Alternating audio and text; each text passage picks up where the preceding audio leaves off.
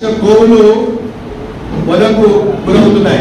మరి చూస్తూ ఊరుకోవాలా? మనము చెప్పండి, మీరే ఊరుకోవాలా? సంవత్సరానికి 1,00,000 మంది హిందూ అమ్మాయిలను లవ్ జిహాద్ పేరుతో ఎత్తుకెళ్తున్నారు, ప్రేమ పేరుతో ఎత్తుకెళ్తున్నారు, మతం మారుస్తున్నారు. ఎక్కడికక్కడ మనం ఎక్కడుంటే అక్కడ క్రైస్తవ మత ప్రచారము, మనం ఉన్న చోటుకు వచ్చి క్రైస్తవ మత ప్రచారం చేస్తున్నారు.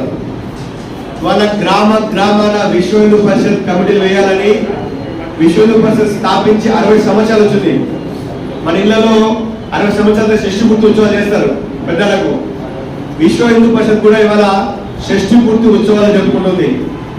షష్ఠి పూర్తి ఉత్సవాల సందర్భంగా కేంద్ర పెద్దలందరూ కూడా, కేంద్ర నాయకులు ఏం చెప్పారంటే, ప్రతి గ్రామంలో కనీసం 3 లేక 5 మందితో, ఒక పెద్ద ఆయన, ఒక యువకుడు, ఒక మహిళ, కనీసం ఇంకా ఇద్దరు, లేకపోతే కనీసం ఒక 3తో ప్రతి గ్రామంలో విశ్వ హిందూ పరిషత్ పేరుతో కమిటీలు వేసి హిందూ సమాజ సంఘటన కొరకు వారు పనిచేయాలని ఒక సంకల్పంతో మనం ముందుకెళ్తున్నాం. అయిపోయింది కృష్ణాష్టమి, ఆగస్టులో కృష్ణాష్టమి వస్తుంది. ఆదోనిలో జిల్లా కమిటీ ఉంది, నగర కమిటీ ఉంది, అన్ని ప్రకటనలు దాదాపు ఎవరు బ్యాలెన్స్ ఉంది, అది కూడా కంప్లీట్ చేశాం. గ్రామాలలో దాదాపు 40% దాకా వెళ్ళడం జరిగింది వాస్తవానికి. కాబట్టి ఈ సందర్భంగా ప్రతి గ్రామంలో ఈ 2 నెలలు జూన్, జూలై, ఆగస్ట్ 90 రోజులు దీక్ష తీసుకొని జిల్లా నాయకులైతేనేమి, ప్రకటన నాయకులైతేనేమి, నగర నాయకులైతేనేమి, మన తరపున కనీసం గ్రామంలో కనీసం 3 ఉంటారు. మన ఊళ్ళలో అయోధ్య అక్షింతలు పంపిణీ చేయడం జరిగింది. ప్రతి ఊళ్ళలో శివరాజాగర యాత్ర చేయడం జరిగింది. ప్రతి ఊళ్ళలో ప్రతి దేవాలయ కేంద్రంగా ఈ యొక్క మనము కోరేది ఒకటే, బిహెచ్పి ఏం చేయాలని ఒకటే కోరుతున్నాం. గతంలో గ్రామాలలో ప్రతిరోజు బదిలీ చేసేవాళ్ళం కదా, ఈ బదిలీ చేస్తున్నా తగ్గిపోయినాయి. దాన్ని పునరుద్ధరించాలి. అదే మనం చేసేది. వారంలో 1 గంట సేపు సత్సంగం పేరుతో గ్రామాలలో హిందూ సమాజం దేవాలయ కేంద్రంగా కలవాలి. కలవకపోతే హిందూ సమాజంలో ఏం జరుగుతుందో ఎవరికి అర్థం కాదు. ఇప్పటికే హిందూ సమాజం కులాల పేరుతో, వర్గాల పేరుతో, మతాల పేరుతో, రిజర్వేషన్ పేరుతో, కార్పొరేషన్ల పేరుతో, ఇప్పటికే రాజకీయాల పేరుతో విభజన జరిగింది వాస్తవానికి హిందూ సమాజాన్ని.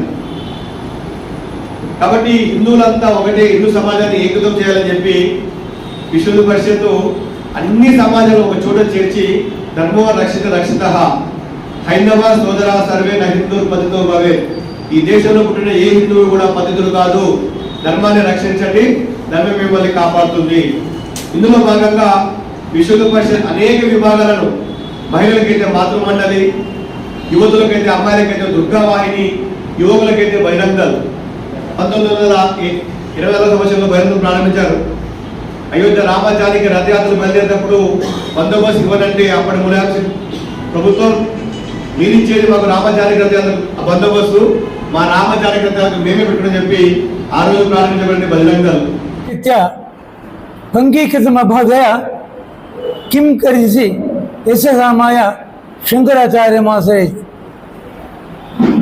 ఆదౌ బ్రహ్మ హరిన్మధ్యే అంత్యోదేవ సదాశివ మూర్తి స్వరూపాయ దత్తాత్రేయ నమో నమః.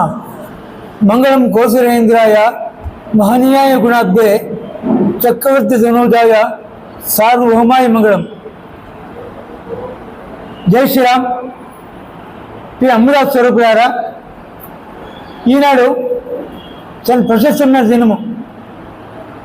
ఎందుకంటే భగవద్గీత మాట చెప్పారు,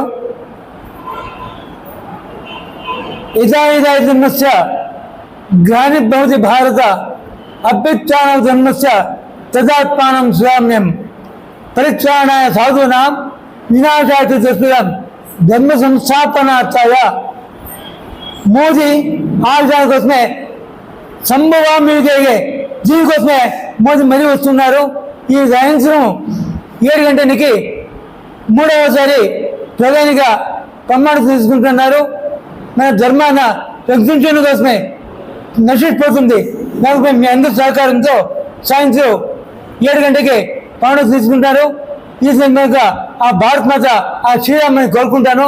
వాళ్ళకి మంచి ఆరోగ్యం ఇచ్చి మన అందరికీ మొత్తం భారతాద్యంత మనకి యోగం చేసి జై శ్రీరామ్ కొట్టి వాళ్ళకి అసలు అఖండ భారతం చేయాలంట కోరుకుంటాను. జై శ్రీరామ్. జై శ్రీరామ్.